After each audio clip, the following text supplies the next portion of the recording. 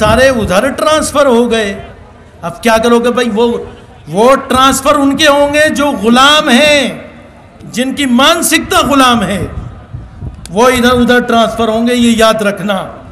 जो लोग इस देश को बचाने का काम कर रहे हैं वो जनाब असदुद्दीन ओवैसी साहब को और इस गठबंधन को ही वोट देंगे और इंशाअल्लाह ये दिन दिन तरक्की करेगा।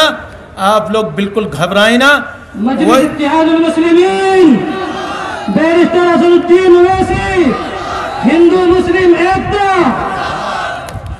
मैं ओवैसी साहब को अपने तरफ से, अपने तमाम लोगों की तरफ से दिली मुबारकबाद देता हूँ कि उन्होंने बड़े हौसले के साथ पार्लियामेंट के अंदर जुर्रतमंदाना अंदाज से जो Z+ सुरक्षा गवर्नमेंट ने दी है उनको, उसको भी उन्होंने ठुकरा दिया है।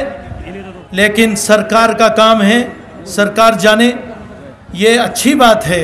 और वो शेर की तरह तन कर खड़े हो गए हैं और वो ये कह रहे हैं जब तक मेरा टाइम, जितनी सांसें मेरी लिखी हैं और अल्लाह ने लिख कर भेज दी, जितनी ज़िंदगी मेरी है कोई मुझसे छीन नहीं सकता, और जिस दिन में उसका बुलावा आएगा मैं चला जाऊंगा। तो ये तो हम लोगों के लिए बड़े हौसले की बात है। हम लोगों को भी समझना चाहिए और अपने ईमान को मजबूत करना चाहिए। हम लोग जिस हाल में भी हैं, जिस कसमा पुरसी के हाल में हो, चाहे जिस हाल में हो, हमें उनके साथ खड़ा रहना है और दुआ करनी है कि अल्लाह ताला उनको सेहत और सलामती के साथ कायम रखे और उनके साथ जो लोग इस मिशन में लगे हुए हैं उनकी भी हिफाजत फरमाए। आमीन व आखिरु दावाना अल्हम्दुलिल्लाह। किया क्यों नहीं बात की? तुम अलायंस करके लड़ते, आज तुम डर रहे हो। तुम अपनी गलती के खुद मोहताज हो, तुमने खुद गलती की है। तुम्हें इतना डर था तो तुम अलायंस करते। और हमारी, आप लोग बेफिक्र रहिए, इंशाअल्लाह ज़्यादा से ज़्यादा सीटें उत्तर प्रदेश में आएंगी अलायंस की, और हमारे बगैर अखिलेश यादव सरकार नहीं बना पाएंगे।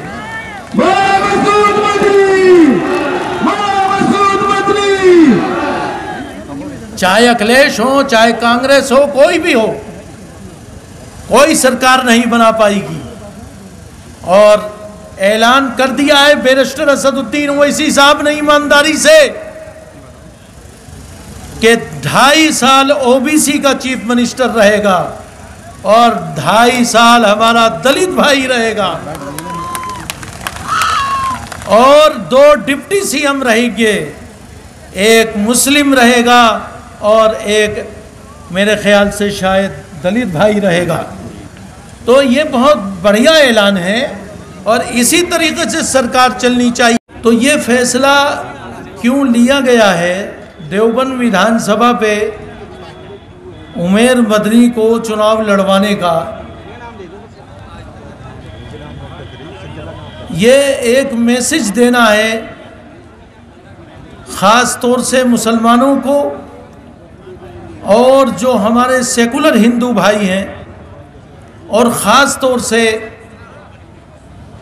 हमारे दलित भाई और आदिवासी और हमारे सिख समाज से जो स्टेज पर बैठे हैं,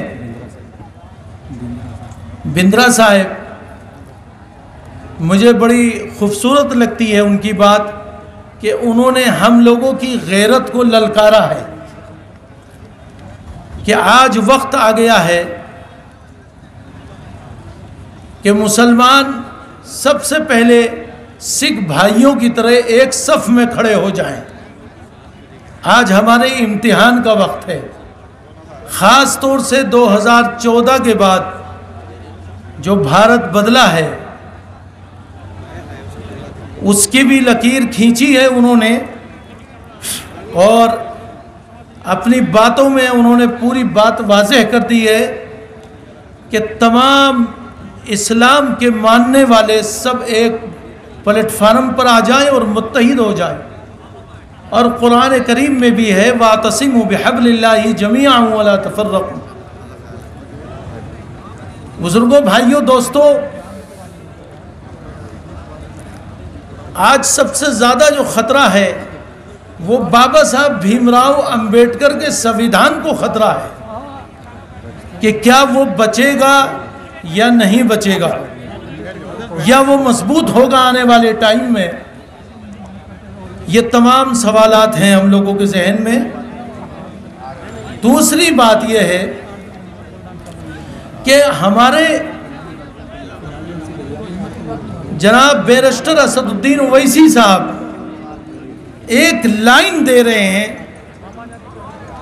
तमाम अक़लियत के लोगों को, तमाम माइनॉरिटीज़ को और ख़ास तौर से मुसलमानों को,